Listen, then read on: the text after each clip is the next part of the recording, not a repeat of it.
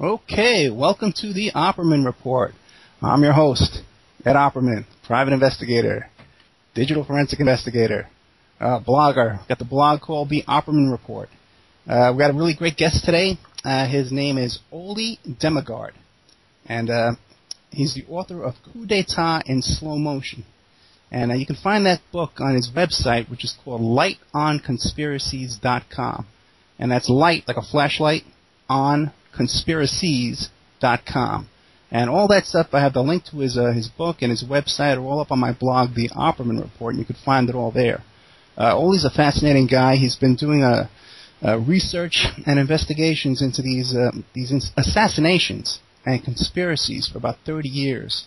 And he's done some great work. I'm very familiar with his work, and most of the people who listen to this show are probably familiar with his work.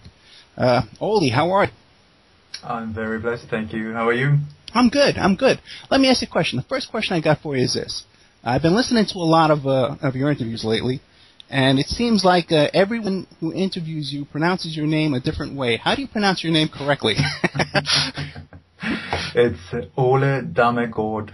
Oh, my goodness. Okay, Ole Dammegard. Okay. It's like if you change the A and guard with an O, Dammegård, that's it. Demmegard. Okay, Ole. There you go. Demmegard. Okay, I'm going to try, my friend. Doesn't matter. Whatever with three letters, I will answer you. There you go. Because you know how we Americans are. We're so arrogant. You know, we can't take the time to learn other people's cultures and other people's languages and stuff. So, Ole, tell us about how do you want to get started? You want to tell us about your book? Because I know the book covers like 40 different assassinations in different cases: JFK, RFK, John Lennon, the Swedish assassination. Would you like to start there? I could just give you a little bit of a background about myself and so on. I'm a former journalist, investigator, inventor, artist, musician, and so on. And the whole thing for me started in the early 1980s when it was the first time I saw the Zapruder film in a documentary, and that really shook me because that was the first time that I really started to understand that the official stories behind these assassinations might well be very, very wrong, even filled with lies. And so after I saw that, when I saw the headshot coming from the front right instead of from where they claimed it, that Oswald was sitting, I got almost obsessed trying to find out what had really happened. So I read I think a couple of 100 books about the JFK assassination. And one of the things that really confused me for a long time was that many of the people involved, in one book they were described as being part of the Chicago mob, maybe in another book they were being funded by the FBI, in a third book they were working for the CIA, and in another one they were working for some like Secret Service or the Dallas Police and so on. Very, very confusing, until I got to the point where I started to see that all of them were actually true, that the same person could be funded by the FBI, working for the CIA, connected with the mob, and so on and so on.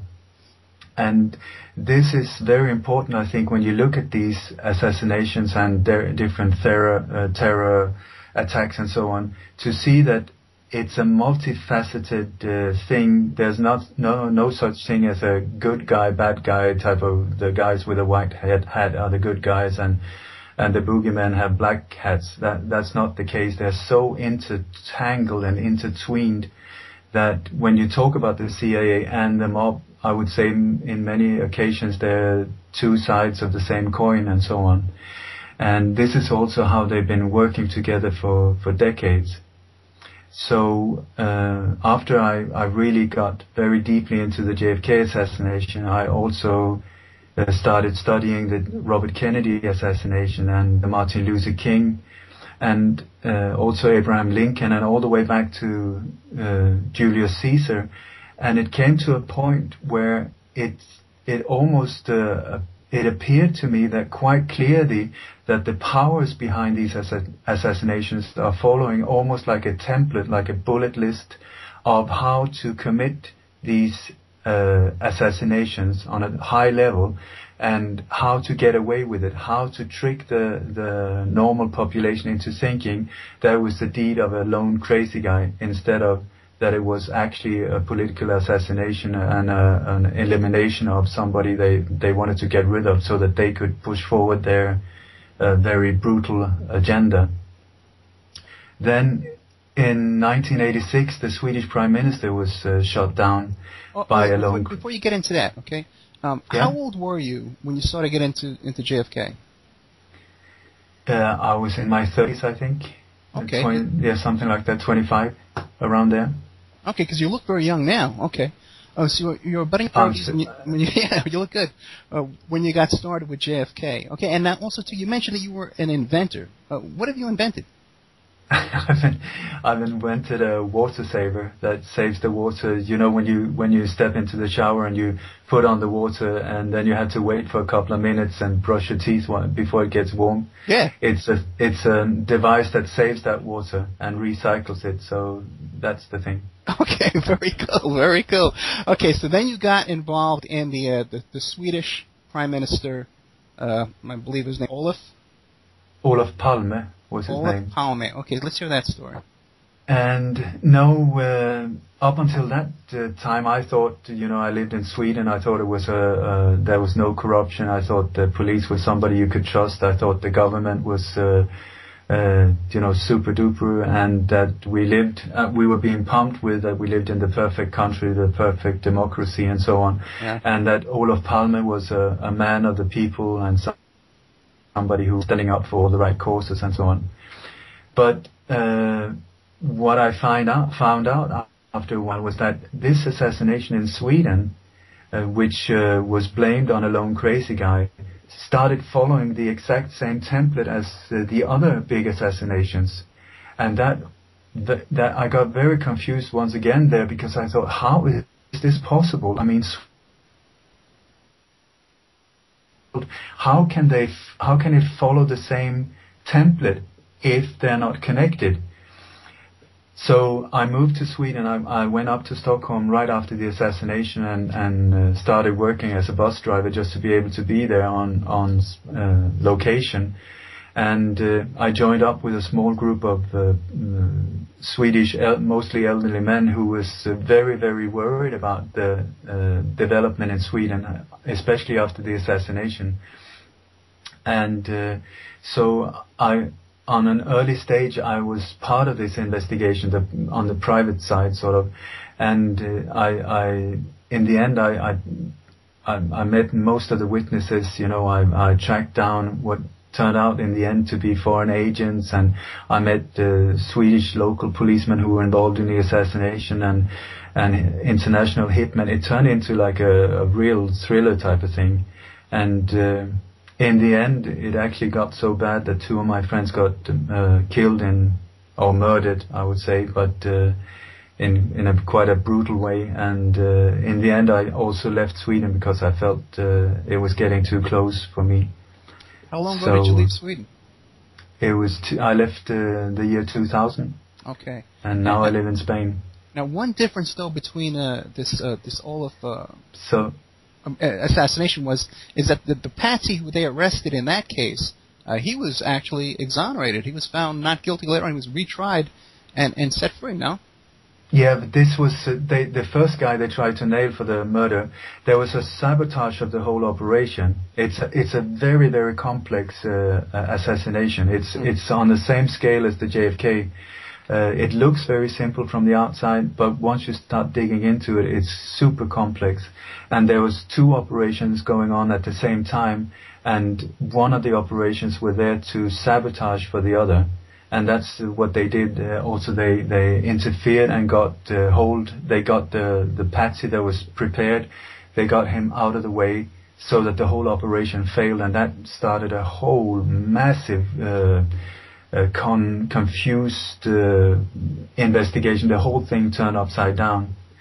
And so it took them like a year or two to recuperate, and then in about 2 years after the assassination, they tried to nail this guy, perfect patsy. He was an alcoholic with a violent background, and they got him sentenced, but he was sentenced, he was totally innocent, and in the end he was let free, but then he was killed a few years later by the police. Really? an accident, they say, but I didn't see that part. He got his skull cracked. Really, I didn't see that part. But I did see that basically the only evidence they had against him was the Prime Minister's wife ID'd him. Now, do you think she was she manipulated or just mistaken or in on it, or what do you think? Ed, I tell you, I was on Red Eyes Radio. We spent 8 hours talking about this assassination, and it's such a complex thing, and so I don't want to go into that because there's very many very, very odd things around the Palme family and the wife and her way of dealing with the whole thing, pointing out a totally innocent guy and so on. So if you want me on another time, we can spend like 2-3 hours, but only on that one, because otherwise it would just sound totally off the head, you know. Obviously, I want you back another time, okay? Because we're right on the same frequency here in so many different things. But now I just have one last question about the Swedish assassination there.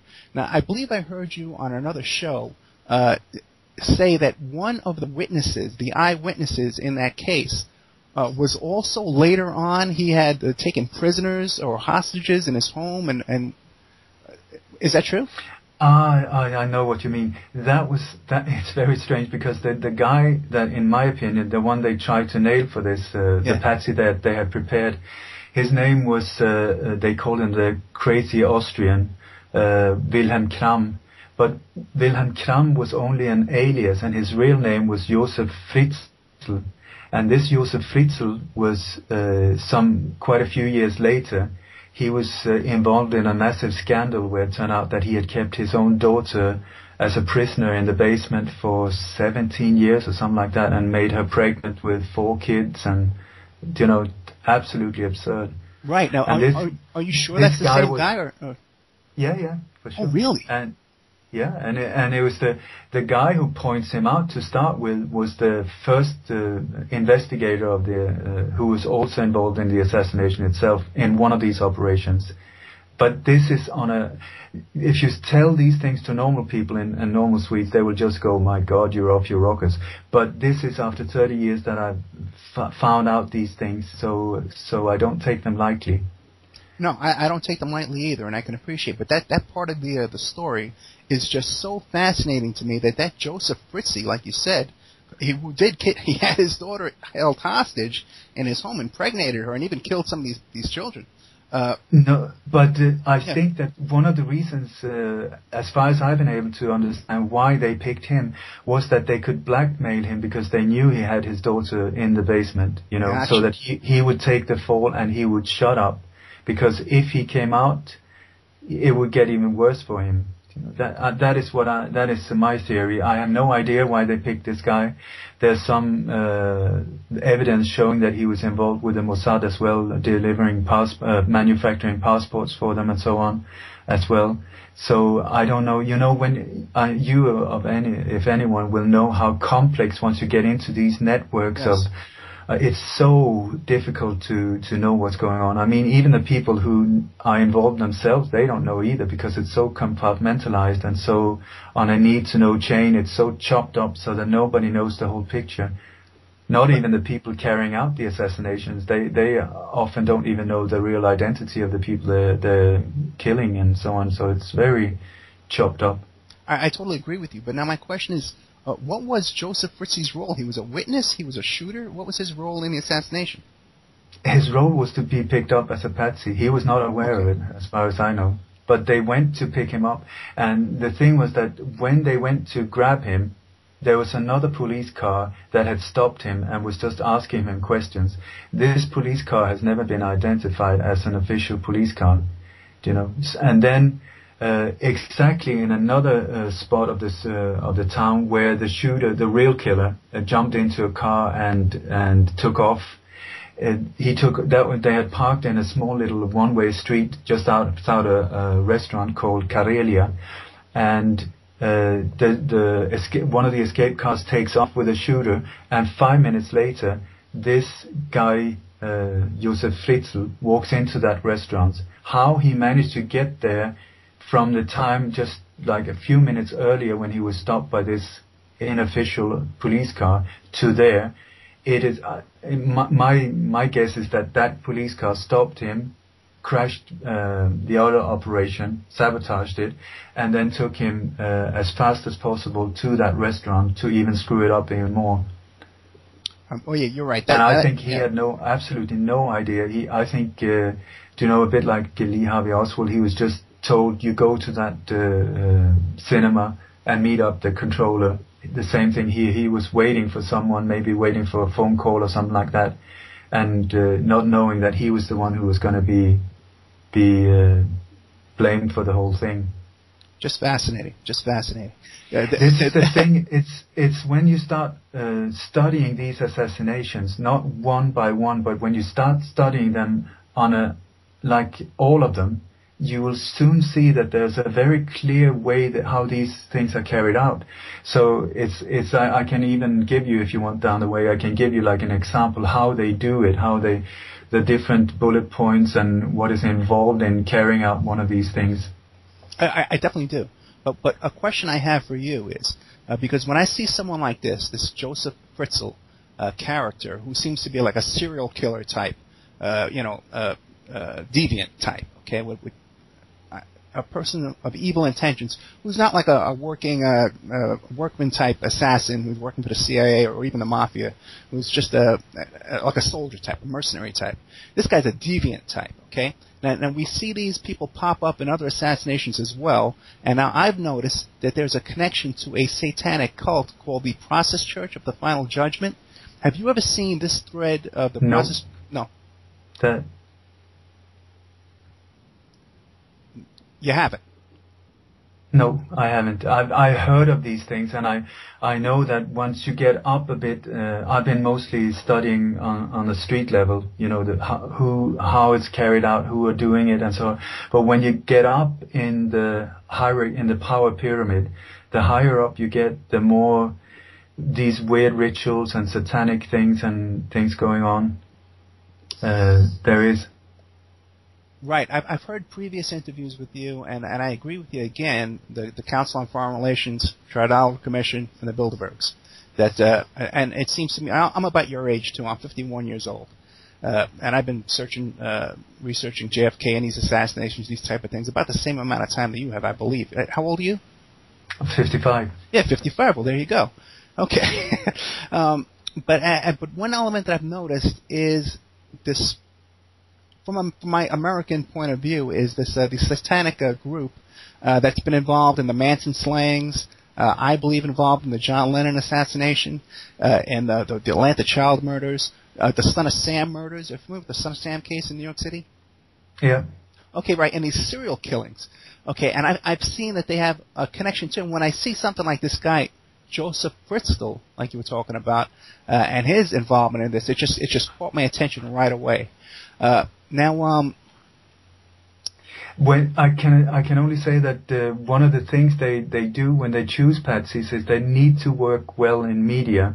They need to look strange. They need to look violent. They need to look weird, and they need to say things or have a violent background or so on to fit into, so that the population will think, ooh, that's a bad guy, and he looks the thing, he looks strange. But it's so easy to say afterwards, once it was discovered that he had kept his daughter there. But I know, as far as I know, his normal neighbors, he just saw him as a very quiet old man that never bothered anyone. Right, and it did appear that he had some kind of a conscience, because after he saw his daughter in the courtroom, the next day he went and pled guilty and put an end to the trial. So, who knows? No, of course, he's a human being. I mean... Right. I don't know. Sometimes, especially in these areas, there's so many confused people. I mean, they believe that they're doing the right thing. Many of them think they're freedom fighters, when in the real, if I look at them, I would say they're real terrorists. I can't see what there is when a freedom fighter says that they blew up a passenger plane because they were freedom fighters. I call that real terrorism and so on. So. There's a lot of confused people in that area, I would say. So now, when you were there in Sweden, okay, and there's no way we're going to be able to get into all the details of the Sweden assassination, but you were saying how you met some of the police officers involved, because there was a theory of a right-wing conspiracy with the police officers over there. So now, do you believe you've met some of the actual shooters? Yeah, not the shooters. There was only one shooter. I have not met the shooter, but I have met people who were involved in the assassination itself. I lived very close to one of them, and that was a very scary experience, because they have a way of dealing with people if you keep digging too deep for the truth. There's a very violent way of dealing with people like myself. So I was quite paranoid and scared there for a while. And ultimately, you had to leave the country. Do you feel safe there in Spain right now? Yeah, I feel so far so good. Okay. Okay, all right. Now, what kind of similarities did you find as far as people involved in this assassination, this conspiracy over there in Sweden, to the JFK case? If I can go back in history, because there's one thing that I found that are connecting the dots between so many of these big events. In the late 1950s and early 1960s, President Dwight Eisenhower gave his President Richard Nixon the task of forming a group of assassins, highly skilled killers that they could be used on an international level or whoever was a problem for the people in power. And the result of this was a group called Operation 40. This group consists of exiled Cubans and high-ranking CIA operatives. Some of the CIA operatives were Ted Shackley, who was very, very high up and a key person in many. They all are in many of these assassinations all over the place. E. Howard Hunt, I'm sure your listeners know him from the JFK and Watergate scandal and so on. Oh, yeah. You also had David Atlee Phillips, who was later in his career, he was the chief of the Western Hemisphere, way up there. And he was also the controller of Lee Harvey Oswald. He was the guy who painted him black, making him become the patsy. He was also the controller of James Files, who was, in my opinion, one of the shooters, the one behind the picket fence, just by the tree. And he was also the controller of a man called Michael Vernon Townley, who was not present in Dealey Plaza at that day, but he was very close to Operation 40 and involved in super many of these assassinations on a global scale before. This Michael Vernon Townley was one of the tasks in the early 1970s was that he was sent to Chile, and he was part of overthrowing Salvador Allende, the president down there. After that, he was deeply involved in Operation Condor, where they tracked down supporters of Allende and killed them globally. And he was also part of blowing up Orlando Lettier in Washington, D.C. I don't know if you remember that. There was a big car bomb where this Chilean former politician Orlando Lettier was blown up together with a woman called Ronnie Moffett. The guy who supplied the bomb was Orlando Bosch, who was present in Dealey Plaza 1963. He was also, he committed like hundreds and hundreds of bombings all over the place, was put away for years and then pardoned by George Herbert Walker Bush Sr. This George Bush Sr., I know you're very aware of this guy because he pops up everywhere. This family is central in everything when it comes to these things. And when Operation 40 was created, the guy that was put there to take care of the funding was George Herbert Walker Bush. His right hand in this was a man called Felix Rodriguez. Felix Rodriguez was later the guy who was given the task to track down Che Guevara in Bolivia, and which he did. And he was also very central in the whole Iran-Contra scandal, working very close to Oliver North. The man that killed Che Guevara was another person from Operation 40. His name was David Morales, and he was the one who shot and killed Che Guevara. But he was also present in Dealey Plaza when he didn't do any shooting, but he was there and part of the whole operation. And he was also at the Ambassador Hotel when Robert Kennedy was killed. That very evening, when he was there, at that time he was the J.M. Wade chief of operation, and there were two other CIA operatives that was being observed there. It was the chief of maritime operation, Gordon Campbell, and the chief of psychological warfare operation, George Ioannidis. I mean, what were these high-ranking, super involved people involved with assassinations doing at both these places? Let's get back to, is it okay if I just ramble on with some names and connections? Oh, no, yeah, excellent. But the thing is, we're getting down to the break almost. We have about a minute toward the break. So I just want to remind everybody that we're with Ole Dammegård. Did I do that right? You did it perfectly. My mother would have been proud of you. Okay, thank you, my friend. Author of Coup d'etat in Slow Motion, and you can find the book on his website, which is called lightonconspiracies.com. But if you just Google Ole Dammegård, Demmegard, his website comes up right away. And he's been doing this research for 30 years, and he's doing this full time. And he's seeking donations. There's a donate button on his website where people can donate to support this research. Okay, welcome back to the Opperman Report. I'm your host, Ed Opperman. Private investigator, digital forensic investigator, blogger, author of the book How to Succeed as a Private Investigator, which you could find on my website, emailrevealer.com. We have with us today, our guest is Ole Dammegård, author of Coup d'etat in Slow Motion. You can find his book on lightonconspiracies.com. Also, if you go to YouTube, he has a YouTube channel called Ole Dammegård, and he has all kind of videos up there, stuff about Jimi Hendrix and stuff like that. So there's a lot of information. He's been doing 30 years of research into these kind of conspiracies and assassinations and stuff like that. His website is supported by donations. So if you could visit lightonconspiracies.com and hit the donate button over there, that would be appreciated to keep Ole's research and his work going. I just want to remind you that we're on Revolution Radio, which is a listener-sponsored station. We have no corporate sponsors, so if you want to support our station, you visit freedomslips.com and you click on the donate button. So now, Ole, are you there? I sure am. Okay. Now, we were talking about JFK and about how these same assassins are the same guys over and over. They're the same guys down in Chile. They're the same guys at the Bay of Pigs. They're the same guys going after Che Guevara. They're the same guys over and over. The same guys at JFK and Watergate.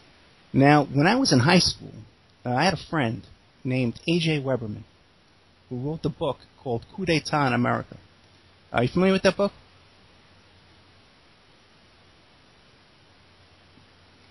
Ole? Yeah. Oh, are you familiar with the book Coup d'etat in America? No. Okay, well, that was the book. This is the first book, came out in 1977, written by A.J. Weberman, that pointed out that the three tramps at Dealey Plaza were the Watergate burglars. Howard Hunt and all those guys. But that is not true, though. Oh, really? What do you got, then? No, the tramps were Chauncey Holt, is the old guy. It wasn't E. Howard Hunt, what many people thought. Chauncey Holt, he was the guy, a CIA operative, and also involved with the mob. He was the guy who supplied all the people there with false identifications, Secret Service badges, and so on that day. Then the middle guy, his name was Charles Harrelson. He was a hit guy from the Chicago mob. He's also the father of Woody Harrelson, Cheers. The actor, yeah. Exactly. Cheers, yeah. And then the first guy in the row, the guy that walks in front, his name was Charles Frederick Rogers. He was with the ONI and also connected to the CIA. He is also has also connections with Martin Luther King assassinations. But these three people were there that day. I mean, the Dealey Plaza on the 22nd of November that day was just packed with people, of assassins from all over the place. It was like incredible. Lots of these people weren't even involved, but they were still there. I think almost like, if there's a big rock concert, like if Bruce Springsteen comes to town or something like that, then all the musicians come there as well. And I think there must have been a little bit like that. Everybody wanted to be there, because when you look at it from above, they're just all over the place. Yeah, there's even a picture of a young George Bush there standing, leaning up against the wall. Yeah, George Bush Sr., like I said, he Right. was he was the guy who was taking care of the money, funding this group. And there's now quite clear evidence that he was actually in the Daltex building when the shots were fired. The shooter in that room were Chucky Nicoletti, a hit guy from the Chicago mob. The spotter in that was, his name was Nestor Izquierdo. He was closely connected to Operation 40 as well, an exile Cuban. There's a statue of him in Miami, by the way. And then there was Johnny Rosselli, that was the guy, the connection guy between the Chicago mob and the CIA. These 4 people were in the room in the Daltex building when these shots were fired. I mean, there were lots of other shooters as well, but George Bush was there for sure. And he was the guy that was taken by the police when they came out, and then they tried to defuse that by later saying that it was another guy that had taken. It was another mob guy who also was connected with oil, that they sort of confused the whole thing with. So, no, he's there for sure. This guy is everywhere when it comes to assassinations on a global scale. Which one, Bush or? Bush. Yeah. Now what about Adnan Khashoggi? He's been involved in a lot of this stuff as well, in Iran-Contra, a lot of these different events too, and even with Princess Diana. He was related to Dodi Fayed's father. What do you have with his connections into everything? Not so much, so I only speak about the things I know. I don't know enough to say anything about him. So you haven't looked into him? No, not so. I mean, I've popped into his name several times, but I haven't looked into it deeply, no. Okay, so what else do you have to say about JFK? Oh, I can go on for hours. But one of the things that I find so interesting is these connections between the different assassinations. So I would like to just continue describing some of the people in Operation 40 and their different, where they popped up as well. Okay, great. Like, for instance, you have, like I said, Michael Vernon Townley, who was down in Chile. He was part of Operation Condor. And also he was part of killing. It was a very big political assassination in South Africa, where he was together with other people from Operation 40. They killed a man by the name of Robert Smith and his wife. This Michael Vernon Townley was also it seems like he was the one who murdered the Nobel Prize winning poet Pablo Neruda in Chile, also just after the assassination of the overtake of Salvador Allende. But he was also given the task by David Atlee Phillips. If you remember David Atlee Phillips, the controller of Lee Harvey Oswald and James Files, they had the same controller, and he gave Michael Vernon Townley the task of putting together 2 groups that could be used in Operation Condor. And 2 of the members in one of these groups was Roberto Tieme, an Argentinian assassin, and also Julio Izquierdo, these 2. And on the night, 23 years later, in Stockholm, when the Swedish Prime Minister was taken out, these 3 people were present. I mean, coincidence or not, I think that is quite remarkable. Then you have other directions where you know the Umbrella Man, yeah? Sure. The guy in Dealey Plaza. And in my opinion, he was there to mark the point where everybody should start shooting, because they couldn't have that all the different shooters started firing all over the place, because then it would be impossible to blame it on just one patsy. So they needed everybody to fire at the same time from the different directions. So he was the guy put there just to mark the point. Here is where we start shooting. That's where why he had the umbrella, so that everybody could see that. As far as I know, his name was Roy Hargraves. He was also very closely connected to Operation 40 and mercenary and so-called freedom fighter. And the guy in front of him, who's a dark-skinned Cuban, sometimes he's mentioned or named as the waving guy. He's standing waving in front of him. As far as I've been able to find out, his name was Felipe Vidal Santiago. He was also part of Operation 40, and he went for under the alias of Charles Morgan for many years. He was working for a company called IT, but his main task, he was both in Africa and South America and so on, and his main task was to recruit new assassins. And he was present in Stockholm just a few months before the assassinations, trying to hire Swedish assassins to take care of the assassination of Olof Palme. So you got direct personal contact, people that were actually present in Dealey Plaza, who was also in Stockholm, 1986. How did the government change it in Sweden? From the left to the right? Sorry? Well, we're talking about the template, aren't we? Yeah. It's because the recall my coup d'etat in slow motion was that I think that just like in the States, when they took out Kennedy, I truly believe that was a coup d'etat, and that the people who killed him are still in power. The same power elite that took him out are still to this day in power. This is why it's so important to reveal what is going on, because if this had just been a murder in the early 1960s, I mean, big deal. But it's so important because it is affecting our lives so dramatically to this very day. And you ask about Sweden, what happened? It went from a very left wing to now it's very right wing. It's becoming quite a militant country, and it's very sad to see the development. I also find that it feels like the global elite are using Sweden as a test range, where they can do technique things, because the Swedish people are very afraid of conflict. So they try out things there. Now they're trying they're trying to push the whole society into a digital currency society where there's no cash anymore. And in Sweden, the cash money has almost disappeared.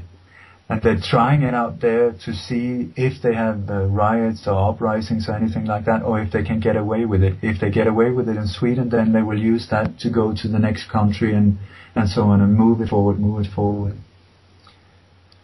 Yeah, that wouldn't be good for us at all. No, my God, that is very scary if that happens. And it just gives them too much control. Yeah. Okay, now, the reason why I first went looking for you to bring you on as a guest, I've done 2 shows in a row about the John Lennon assassination, because December 8th is the anniversary, so we did a couple of shows about that. What do you have? Because you're right, it all fits in together, because even all the connections between, again, Bush's motivation and the Hinckley attempted assassination against Reagan, and then Mark David Chapman. So what do you have to share with us in those areas? Well, I think the Lennon assassination followed the template very, very closely. You have the lone patsy, and then you have a highly skilled assassins. The doorman that evening was named by José Perdomo. I am sure many of you have heard of him. Sure. He was officially a former CIA employee, and he was the guy who was, as I say, he was working as a doorman that evening. He was also the guy who took away the gun from Chapman and so on. But this José Perdomo was, for 10 years almost, he was one of the highest ranking officers in Operation 40. So, what are the chances? Once again, we're back to this same group of assassins, and I heard an interview once with one of the guys who turned a whistleblower, and he was given the question, but why on earth did they use the same people all the time? And he said, but why change a winning team? They were doing great. Why change it? Oh, I totally agree. It's like anything else. You hire people who you know can get the job done, and that are going to complete the work. Yeah, these guys were good. Yeah, there's no doubt in my mind as far as that goes. Oh, boy. Okay. Yeah, there's so much with the John Lennon assassination. It's just it's fascinating, again. But what do you think the motivation was for going after Lennon? There's two ways of seeing it. There's either that he was a peace figure. You understand? They have this problem with people that stands up and speaks out for truth and peace and this. Do you know, like Lady Diana, Martin Luther King, JFK as well in many ways, Mahatma Gandhi, John Lennon, Bob Marley. These type of people who really stands up and stands for peace. When people start listening to them in the millions, they become a major problem, and that is why they, in my opinion, they've been taken out. And here, John Lennon, he was just about to do his big comeback after quite a few years in more or less silence, and he was arranging for this big peace tour and so on.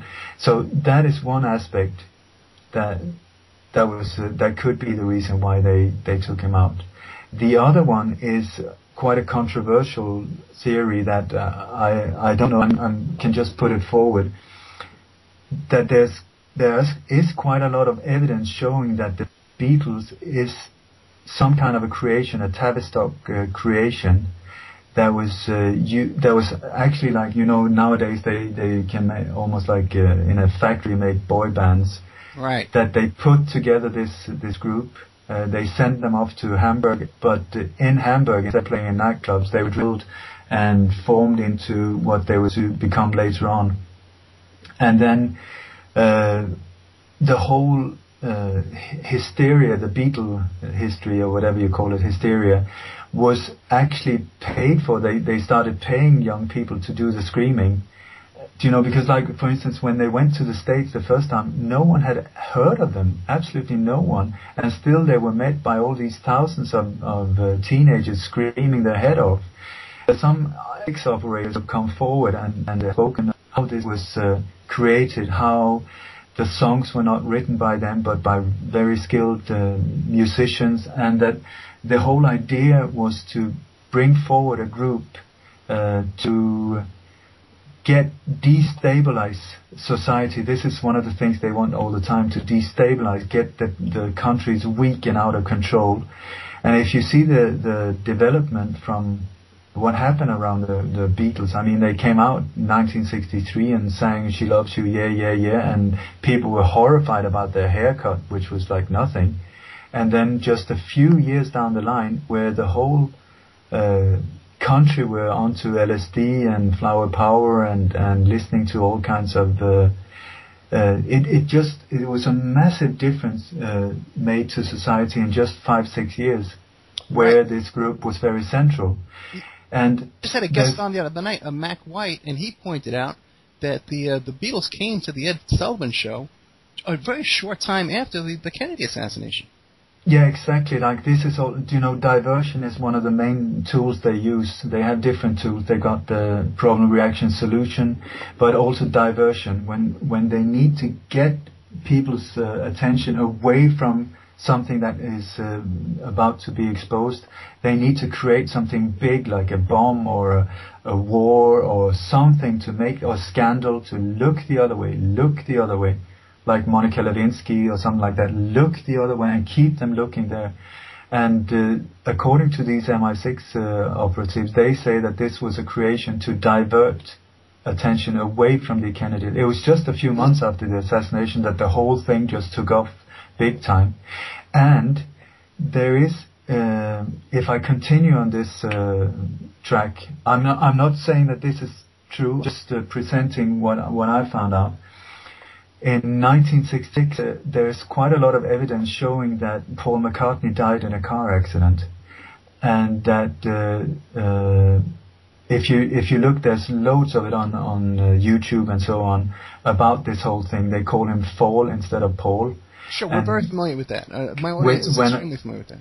Okay, that's great to hear, because many people just shake their head when I talk about it. But actually, when you start checking out his the new guy, his features, some things you cannot change, like the diameter of your skull or the distance between your eyes and so on. And these guys have not got the same measurements at all, and the eye colors doesn't match. And so they try to fix the teeth, and they've tried to do this and that and so on.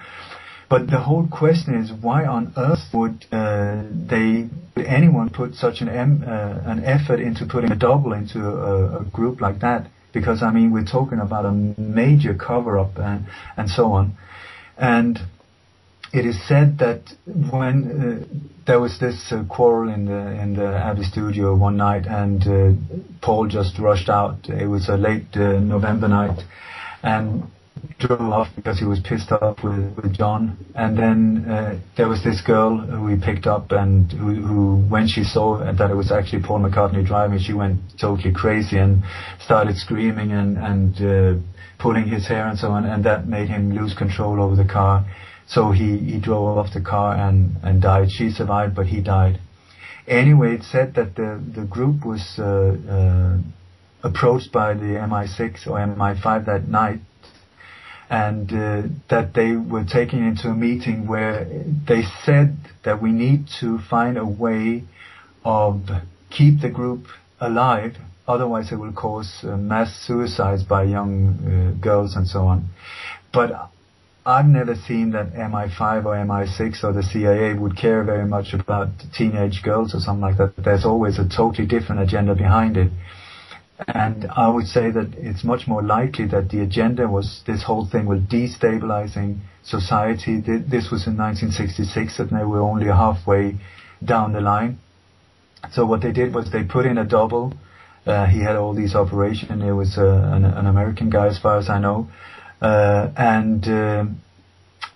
After that, it came to a point, I mean, this kept on for quite a few years, and both George Harrison and John Lennon were not very fond of this new guy, and they claim also that John, in many of the lyrics, he was giving out these leads saying that Paul is fake, Paul is fake, Paul is fake, trying to, that if it would be discovered, that he would have his hands free, and say, well, I tried to tell you, but I couldn't.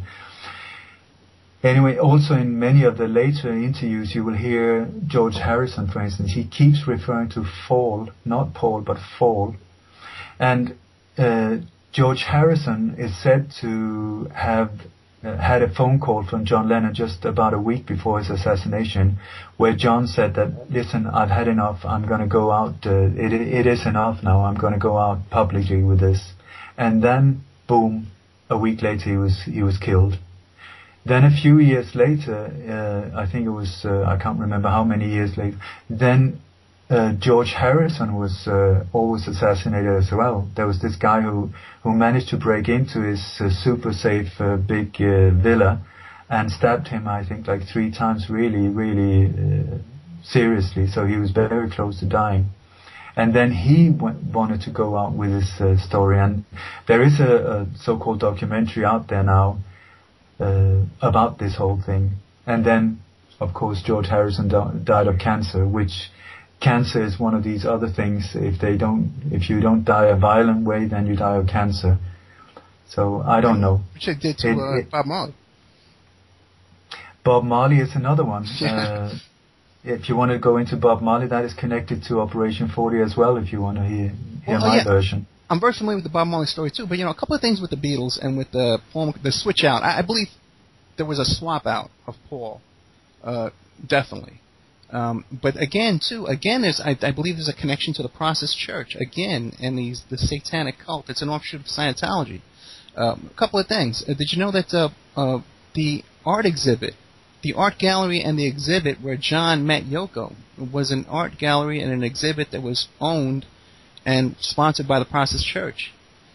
And like I say, this is, I don't know about these things, so it's all brand new to you, I prefer being quiet and just listen and learn.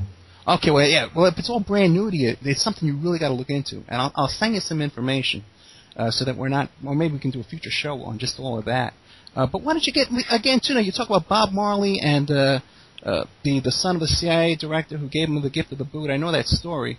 But again, too, he was a neighbor of Simpson, Nicole Simpson. Were you aware of that? Simpson. Yeah. Yeah. He both Carl Colby and his wife gave testimony in the O.J. Simpson case. So, and that makes me put a big question mark around that, because it's such a strange criminal case anyway. The O.J. Simpson. I haven't really got into the depth, but there's one thing with many of these very strange cases, and that is that they happen in California, in Los Angeles. And I think that it's. You know what? I do believe that the police there is extremely corrupt, and that they have the connections where they can cover these things up. Yeah, we have a break coming up early, as a matter of fact, for some kind of technical reason. But we'll be back with Ole Dammegård, Light on Conspiracies. This is his website. Okay, welcome back to the Opperman Report. I'm your host, Ed Opperman, and we're back here with our guest, Ole Dammegård, who is the author of Coup d'etat in Slowmotion. Ole's been researching and investigating for 30 years on JFK and RFK, John Lennon, Princess Di. This assassination took place in Sweden of the Prime Minister. Incredible stuff. You can find all this on his website, lightonconspiracies.com. He also has a YouTube channel with all kinds of reports that he does on there that are really incredible. You really got to spend a whole day and a whole week, really, and catch everything he's up to. So, Ole, where did we leave off? I'm not really sure. I think we were talking about Bob Marley. No, well, before that we were talking about John Lennon and O.J. Simpson, but it's all so connected. You know, all these things, because like you said, it's all the same people, the same motives behind it. One question I wanted to ask you, though, is are you familiar with, like, MK Ultra and trauma mind control? Yeah.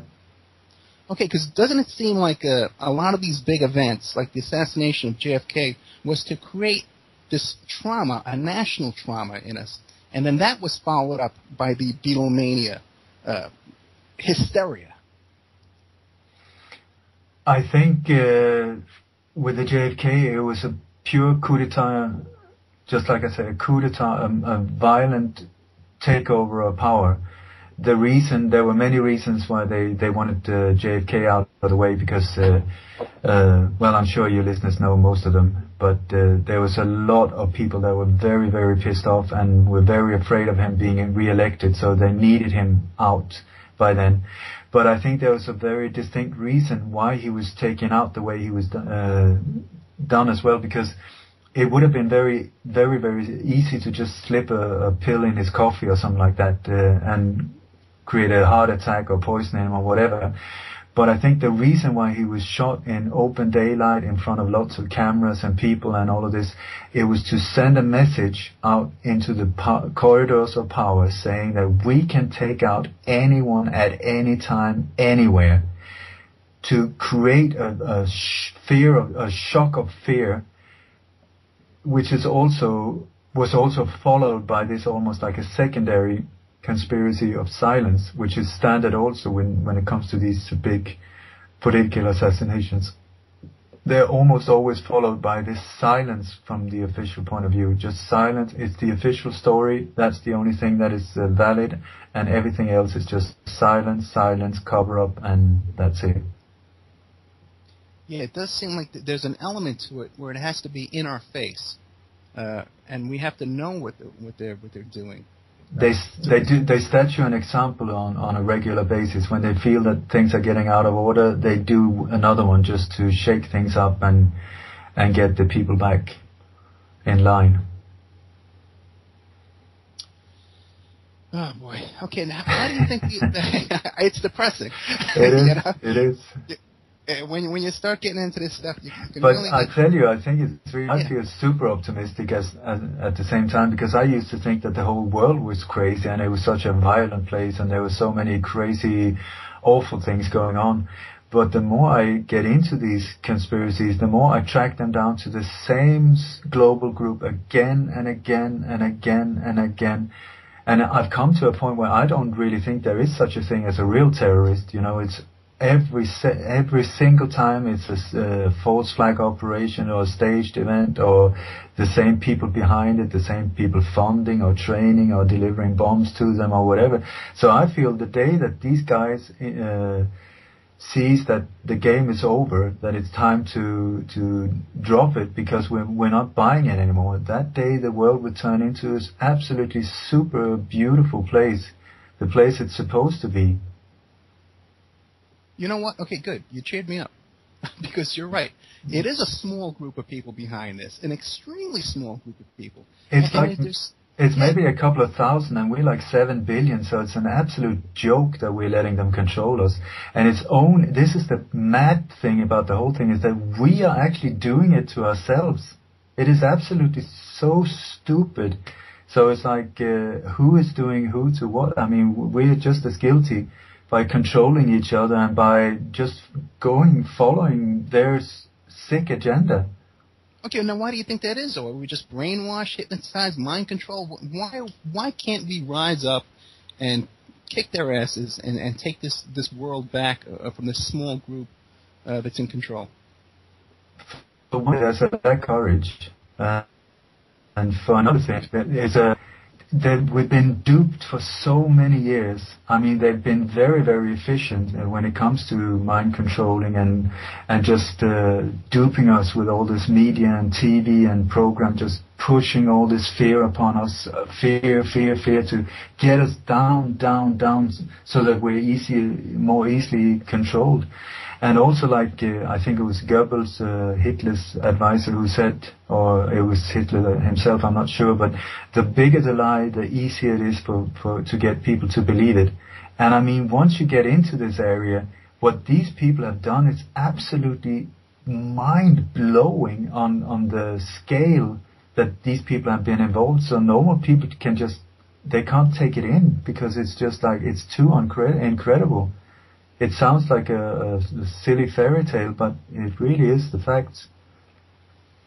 Yeah, because it's not just the same small group of people that are behind the death of Princess Diana and the death of John Lennon and the death of they're also involved in international drug dealing, drug smuggling.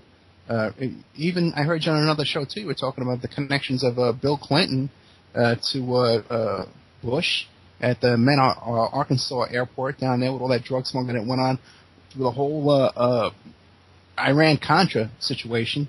So it's a small group that's behind just about everything that's harming the world nowadays. I tell you, they've centralized the power for so many decades. They worked so hard to centralize it. So today, it is, like you say, it's a small, very united group. And even though they look very sophisticated and nice on TV, I tell you, we are dealing with super criminal people. Absolute super criminals. So when you see George Bush on TV, or Bill Clinton, or Hillary, or whoever, Obama is now the front figure for this group, you should change like, it's called democracy, it should be called super dictatorship or fascism, or they give you all these fancy names, but if you just change the names, Homeland Security, it should be Homeland Terror, and Operation Freedom should be Operation Absolute Total Slavery. And so, that just by changing the words, you will be able to see what's going on, because this is we're being duped. And so now, how do you think we can resist and work together to overcome this kind of oppression? One thing is, I know for sure that violence is not the way to go. And I always emphasize that I am not here to spread fear or anything like that. On the contrary, it is by following the Mahatma Gandhi way, the non-violence, truthfulness, non-greed, these beautiful ethic morals, this is the way to go, because they're trying. If we fight them back with violence, we're doomed to lose, because that will only give them even more reason to hit back with even more force than they're doing at the moment. But I think the major thing is to just wake up, because it's just like if you have a magician and he's showing you a trick and you're saying, oh my God, that is pure magic, how on earth did he do it? Once you understand that the trick is not done with the left hand, but he's actually doing it with the right hand that is behind his back, once you see how it's done, you don't buy into it anymore. And it's the same with these false flag operation and all of these things that is going on at the moment. When people start seeing that, whoa, I'm not buying this lone patsy again. I'm not buying this mass shooting that is absolutely staged. I'm not buying into this. I'm not going to let you scare me anymore.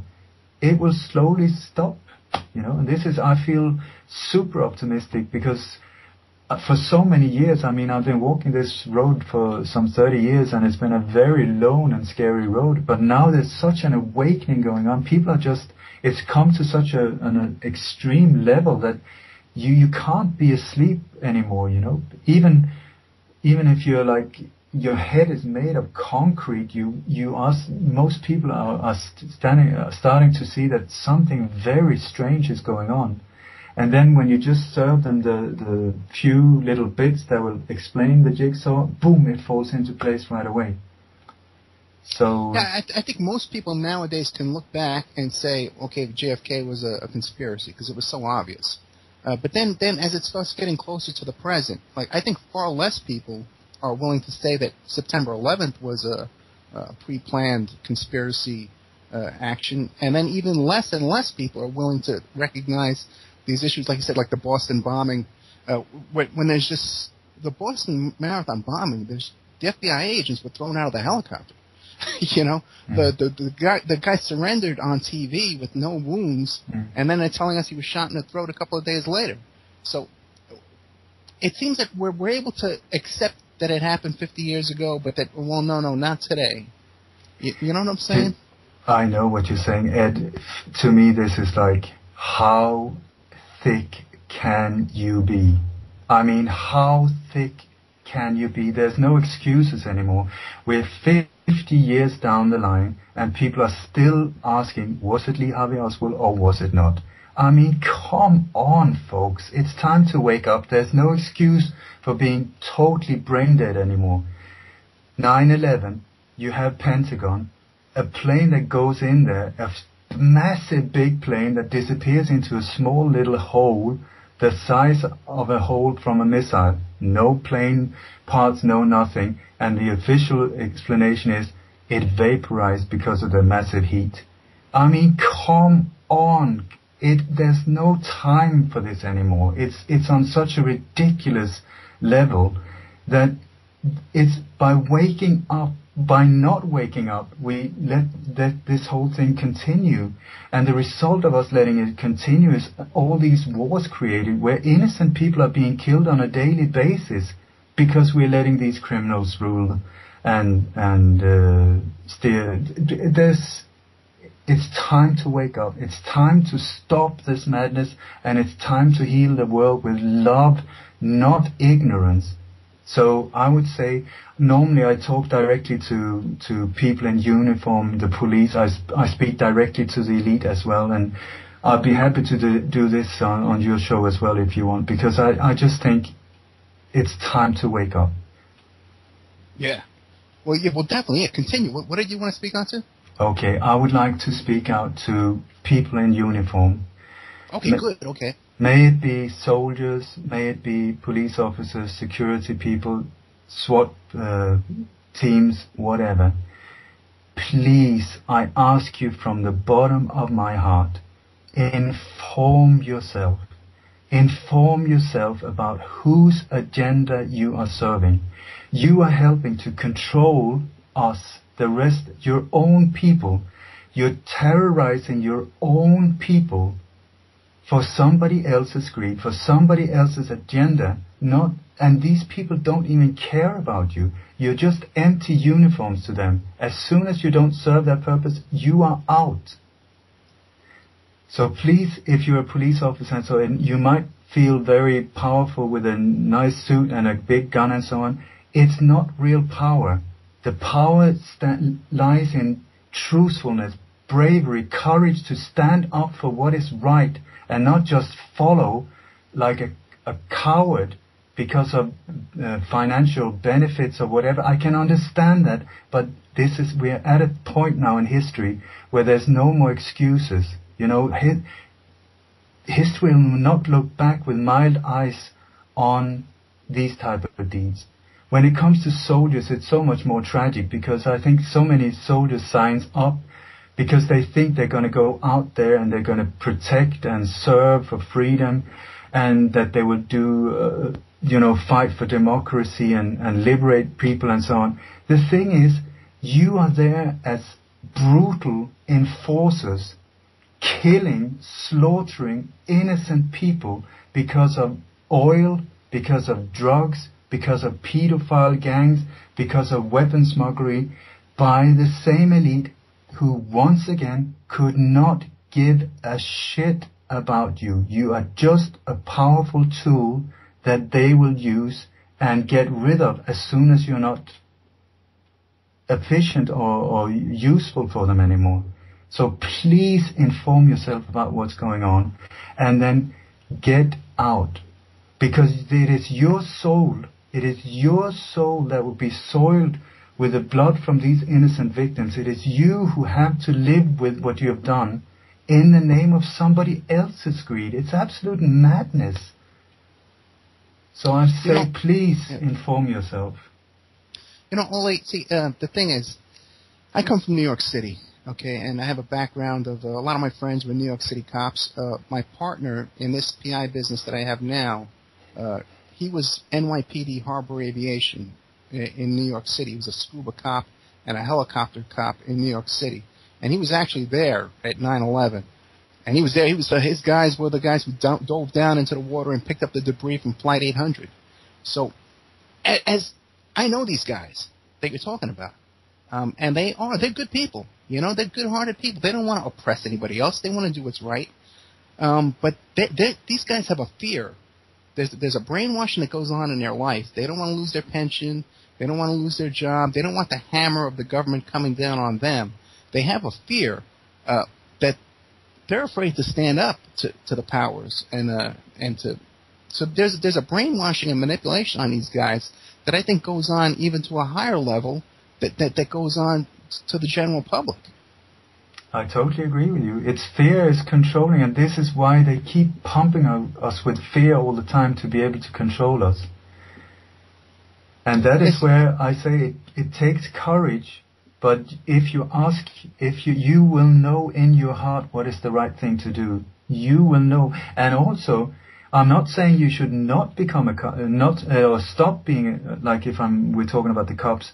I say do what this whole point was to start with. You're there to protect the population. You're there to be an honest, decent, not take bribes and not commit violent acts against the normal people. Just be a super duper great cop and you will be perfect.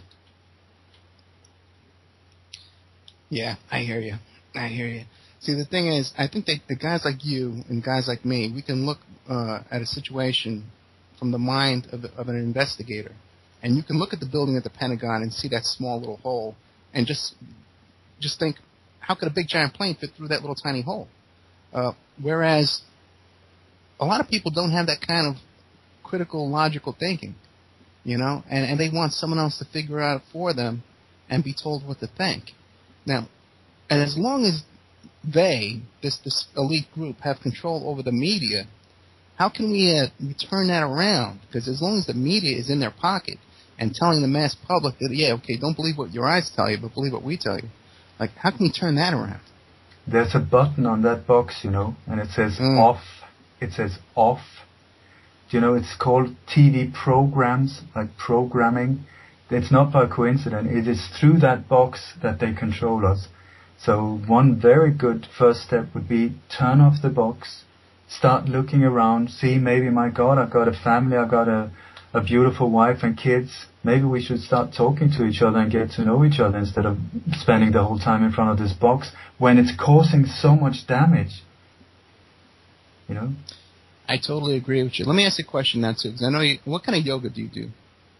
Raja Yoga, that's science for the mind. Okay, yeah, I was into Bikram yoga for a long time, but unfortunately, I've gotten out of shape. I'm stiff like a log as well. I'm doing the mind one. Okay. Now, you had mentioned, too, about these pedophile organizations. What do you have on that? No, it's like when you were talking about... That seems to be an element as well. There's always, with this group as well, there always seems to be the pedophilia with this bunch as well. I totally agree with you. It's like when you look into these these assassinations and these conspiracies, it's almost like they, if you look upon it on an energy level, it's almost like they despise the female energy, and that there's a lot of homosexuality going on. I'm not saying anything bad about normal homosexual gay people, but it's like there's among these Nazi, very militant, violent people, there's also a lot of sexual interaction there. And then it goes for kids. I have no idea why they do it, but I just see that they do it. And many of these children that disappears, unfortunately, are being used by this group. It is absolutely awful. Absolutely awful. Yeah, and it seems to be systematic. That I've had guests on, like Jim Rothstein, who was the NYPD detective who investigated all this kind of stuff, human trafficking and stuff. And like, you're familiar with the story about like Boys Town and the Franklin cover-up and that kind of stuff? Yeah. Yes, so it seems to be systematic. They actually create orphanages and institutions and this kind of stuff like that where they could breed these kids. Yeah. And then later on use them. It just seems it's a huge battle. We have an uphill battle against these guys. But they're just flesh and blood, yeah. Do you know, it's like the eternal story between the good and the bad, and now we're in a super modern version of it. And the good is really waking up now, and the bad is better than it's ever been. I mean, when you look into this, the more you dig, it just goes worse and worse and blacker and blacker and more evil and evil. But at the same time, since we're living in a universe of opposites, you need left to be able to know what right is. You need up to be able to know what down is. And it's the same where there's this spiritual awakening, where the light is getting stronger and stronger. The black will also, it's almost like a race between the two of them. So when you look into the dark forces here, it's awful.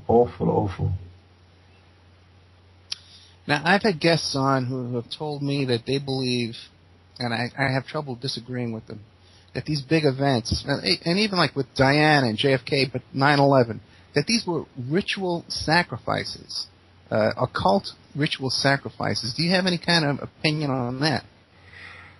Normally I don't go into this area, but I can tell you that we're talking about so-called coincidences, these people that pop up, the same people popping up all over the place again and again and again at different things. One thing that also reoccurs on a regular basis is dates, very symbolic dates, and also the locations where these assassinations are carried out, which goes very much hand in hand with what you're saying about ritualistic killings. I don't know, but there's a lot of numerology and a lot of when you look into the places where these people are killed, very often it's a former ceremonial place where people got killed, or very often as well, about a year after an assassination, they erect an obelisk in the neighborhood, somewhere within 100 yards or something like that. There's a discrete obelisk that is erected close to many of these assassinations as well, and that is a symbol of the male energy, the male power, and it's almost like, I would say, giving the rest of us the finger, because it's so obvious. Right. And we're so asleep that they have all of these symbols as well. Yeah, many times there's an eternal flame as well as with Diana and JFK. Yeah, that's a Freemasonry symbol, and in all of these, this global network we're talking about, this global elite, it is so interconnected with Freemasonry as well. And that is also one way I think they use to control their members also, because they have them to do a lot of, they have all these sex parties and so on, and I bet you many of them are being filmed and recorded and so on. So if somebody starts saying that, listen, I want out or something like that, they say, fine, you can leave if you want, but this is what will happen. And we were going to show all of these things. So it was just like J. Edgar Hoover used to blackmail everybody with these type of things as well. Where did those files go? Okay, we have with us Ole Dammegård. His website is called lightonconspiracies.com. Author of Coup d'etat and Slowmotion. Okay, welcome back to the Opperman Report. I'm your host, Ed Opperman, private investigator and digital forensic investigator. I'm the author of the book How to Succeed as a Private Investigator, which you can find on my website, emailrevealer.com. Remember, we're on a listener-sponsored station, so if you want to support the station and keep information like this coming out, and guests like Ole Dammegård coming out here and providing this information, news for you, you have to visit freedomslips.com and click on the donate button. I also want to thank my producer, Ann, for all her hard work, and our new associate producer helping us out here, Christoph Moses, and all the work he's doing to help get this show on the air for you every week. It's a lot of work. So we have today with us Ole Dammegård, the author of Coup d'etat in Slowmotion, an incredible, pretty much summing up 30 years of investigative research and putting his life on the line out there. Who had to leave his home country to go live out in Spain, which is not a bad place to live, but still. And you can find his book on his website there, lightonconspiracies.com, which is an excellent website. I definitely recommend it. He also has a YouTube channel called Ole Dammegård, which you could find. Now, Ole,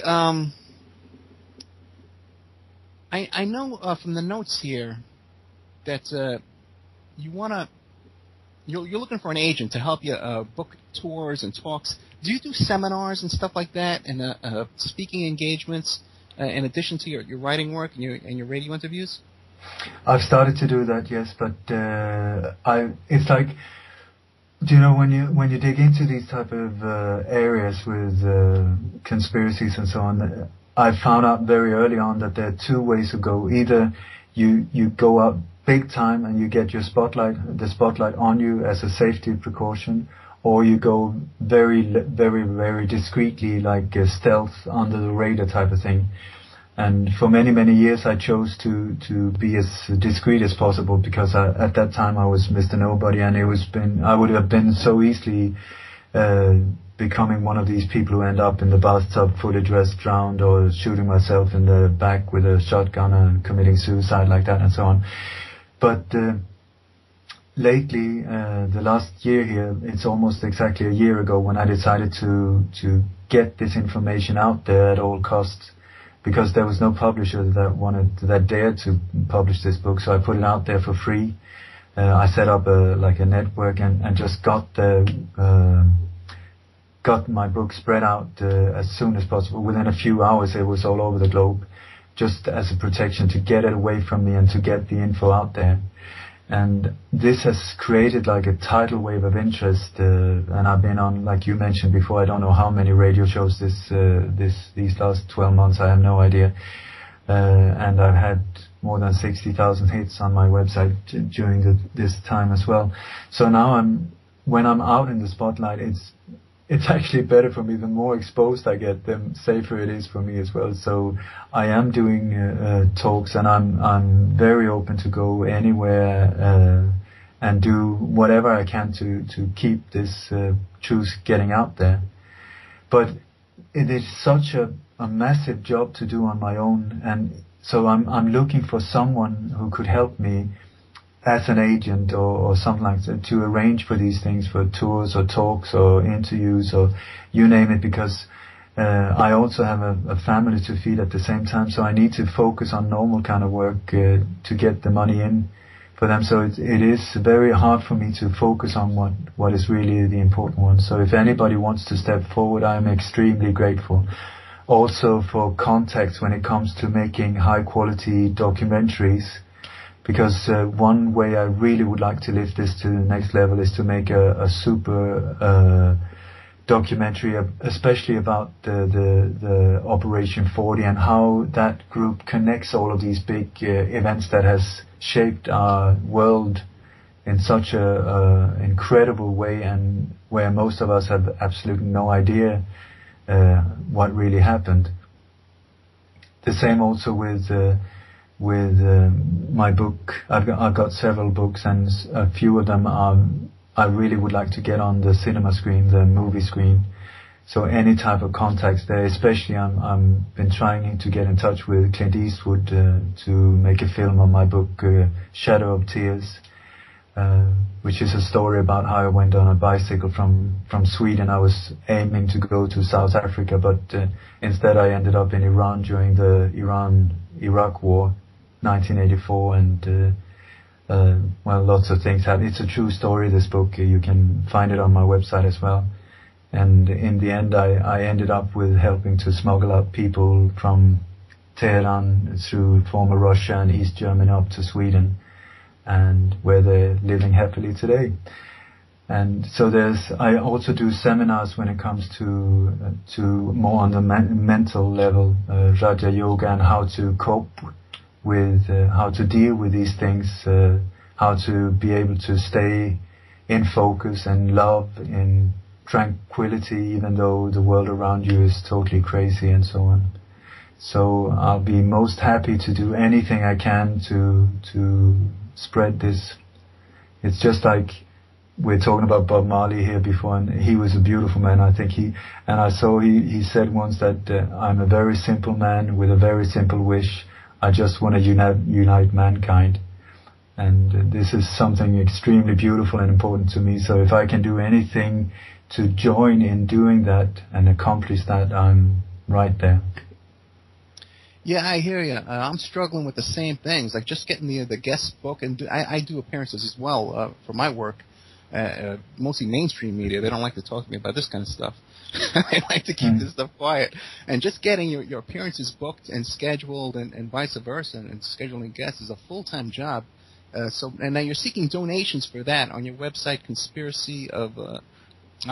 Light on Conspiracy. Yeah. .com. Yeah. That name of the web is not just any name. It really symbolizes what it is I'm trying to go in like a flashlight in very dark corners and just lift the whole energy, light it up, and lighten the whole situation up so that the world will transform into the place it's meant to be. Like you say, this thing with donations is, I know many people are struggling. And I just say that it is so incredibly appreciated if somebody wants to support me, because it is almost impossible to do this without help. And I've been doing this for 30 years with no support at all. And so lately people have started discovering who I am, and I'm getting some help there. But like I say, extremely appreciated. Yeah, or just buy the book. You know, buy the book. Yeah, buy the book and support the author and his work. 30 years of research. And I've just signed a deal with a book company called Dandelion Books in Arizona. It's a small company, but they're the first ones who had the guts to take a step forward. And so the book will be printed and on Amazon and other major online websites hopefully within a few weeks. Yeah, it is tough getting a publisher when you're dealing with these kind of topics, because they don't want to touch it, because the same people that are behind these things also own the publishing companies. There you go. And if you look, whenever you can tell who they want to put up for president, because someone like Colin Powell or Barack Obama or Hillary Clinton, right before they'll get a big giant book deal, $7 million, and then they go on a book tour where they're on every station and every news station, every media outlet in the country for a year prior to announcing for president. So they got their act together. You know, they got the drugs down, they got the pedophilia down, they got the blackmail down. It's a very organized group. You got to give them credit for that. It really is incredible when you think of it, because like once you start seeing, for instance, who this Bill Clinton is, his background, where he was a local, he was the governor of Arkansas. He was a prosecutor before that.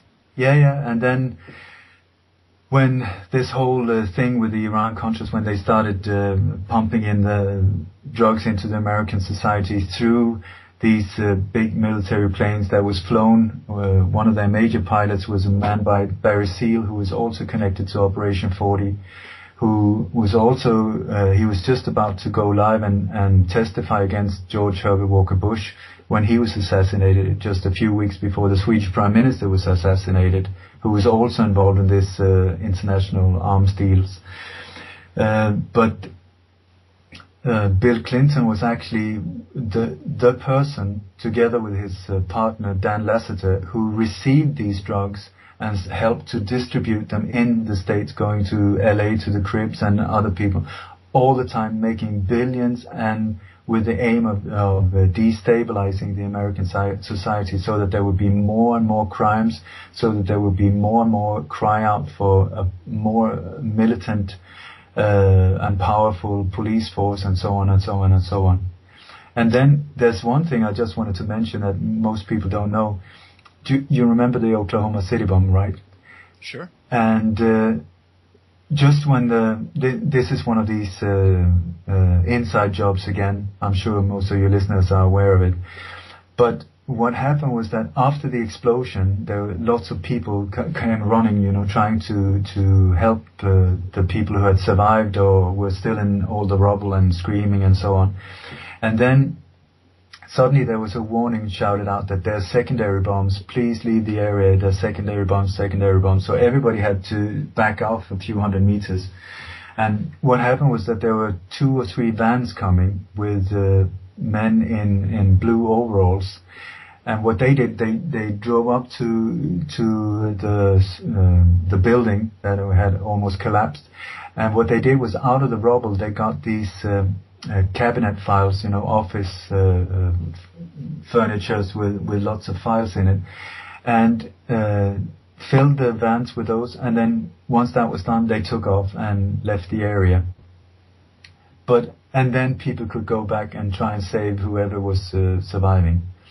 But the evidence that was taken away from the crime scene, these documents had just arrived from Mena, Arkansas, and these were files in a case against Bill and Hillary Clinton in the White River scandal. It had been moved from Mena, Arkansas to that exact building, the Alfred Murray building. So once again, if this does not show that there's an involvement, I mean, who... Do you see what I'm saying? It's, no, absolutely. I see what you're saying. And then you have all of these murders and suicides around. If you follow Bill Clinton's his career and so on, and Hillary and so on, it's like when you look at these people, you have to see them with different eyes, because they are super criminals, and they are not there for the people. They are there to totally take advantage of us and destroy everything, So these things with book deals and book tours and interviews, and I don't know what they get away with, but it's absolutely incredible, and incredible that we buy it and that we let them get away with it. I don't understand it at all. Yeah, I don't understand it either. I really don't. But then again, even guys like you and me, who have this kind of analytical, critical thinking, and we can do research and investigate, I'm sure that both of us are under our own level of mind control and distraction and brainwashing that we don't realize. You know what I mean? And I'm sure there's plenty of things that are going on right in front of my face, people in my life that are manipulating me and directing me, handling me, and I don't realize it. I can almost guarantee it. It sounds like your wife. I wish. My ex-wife. I get rid of her. But no, but how do you manage doing this with a family too? Do you have a family? Yeah, I have indeed. Yeah. It's hard for people who dig into this, because it's such a dark area, and it's hard just doing it on your own. But if you have a family, then they get dragged down And for quite a few years it was very hard on my family until I changed the approach. And the approach is that I just, the reason why I go out there is to lift, and expose these things, to heal, instead of just, there's so many doom and gloom people in this area, I think, that are just pointing out, saying it's awful, it's evil, it's horrible, it's the world will end. But I mean, who needs that? I don't need that. Okay, let me hit you with that now. Because we were saying before about how, people are waking up, people are waking up. And in some ways, I think they are. But then again, you'll have in this same group of awake and aware community, Comet Ison's going to crash on our heads and blow up. The end of the world is every freaking week, and I'm getting sick and tired of hearing it. That a meteor is going to hit us, or there's going to be FEMA camps or whatever, but there's all this kind of fear porn, doom and gloom. Now, how do we separate ourselves from that and get back to nuts and bolts here? There's only one person you can change. That's True. The one in the mirror, and live by example. Don't try and change anyone. Don't try and wake anyone up. It's very painful for many people to wake up, so you can't force them. So the only way is to live by example, lift yourself, lift people around you, expose, but still with the energy upwards all the time. Lift the energy. Because also the lower you are in energy, the easier it is for you to be controlled. And this is why they try to push us down all the time with all this awful media. It's just black, scary, awful, to get you depressed, get your energies down. But if you have a laboratory and if you look at energies, because everything in the universe is energy, if you look at it under in a special, what do you call it? I don't know. Microscope. But exactly. For atom microscopes, you can see that everything is, even things that look solid, when you get very close to it, they're actually vibrating. It's just energy. And the lowest form of energy is pure fear. That is so low. Real terror is like woo, woo, woo, woo, woo. And then you got the highest form of energy. That is what is called love. That we named it love, but that is a super sonic high energy. And if you take a low and a high energy and let them meet in a laboratory, they don't meet and start fighting in the middle. What happens is that the lower energy totally annuls. When the high energy comes in, boom, the low energy just disappears. And this, I think, is the reason why they try to keep us way down in energy, fearful, because that's where they can control us.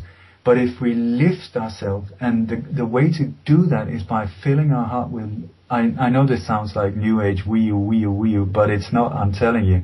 If you fill yourself with love, if you fill yourself with gratitude, if you fill yourself with all these beautiful feelings, your energy rises and rises. And then slowly but surely you will start attracting things on the same level, because this is a universe as well of magnetism, like attracts like.